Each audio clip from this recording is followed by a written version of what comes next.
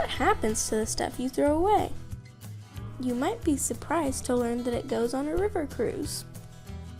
Let's follow our garbage as it travels from Clark County to the landfill 200 miles away. First, trucks collect garbage from homes, schools, and businesses in Clark County. The trucks take the garbage to the West Vancouver Materials Recovery Center, also known as a transfer station. At the transfer station, the trucks dump garbage into the tip floor. A tractor pushes the garbage into piles. The piles are pushed into a conveyor belt. The conveyor belt moves the garbage to the garbage compactor. A truck with a shipping container backs up to a garbage compactor. The garbage compactor takes waste from the conveyor belt and smashes it into the shipping container.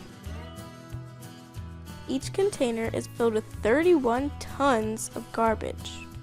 That's 62,000 pounds, or the weight of 17 cars. Clark County fills up to 250 shipping containers with garbage each week. Once the shipping container is full, the truck drives a short distance to Tidewater's shipping terminal. At the terminal, a tractor picks up the shipping container from the back of the truck and moves it to a crane. The crane lifts the shipping container and places it on a barge. Each barge can hold 60 shipping containers filled with garbage. A tugboat pushes the barge up the Columbia River along with several other barges at the same time. There are 3 dams the tugboat must pass through to reach the terminal in Boardman, Oregon. To pass through a dam, the tug and barges go through a lock. There are gates in the downstream and upstream end of the lock. The gates on the downstream end of the lock open, allowing the tug inside the lock. Once the tug is inside the lock, the gates close and the lock fills with water. When the water inside the lock is as high as the water on the other side of the dam, the upstream gates open. The tug and the barges can leave the lock and continue up the Columbia River. Once the tug reaches the terminal in Boardman, a crane lifts the containers from the barge and stacks them. A truck with an empty shipping container arrives and the crane removes the empty container from the truck. A tractor lifts a full container and places it onto the truck. The truck drives 15 miles past farms and fields to the Finley Buttes landfill. The Finley Buttes landfill is built to protect the environment from the garbage that gets buried there. At the landfill, the truck backs up to a machine where a worker opens the back of a shipping container.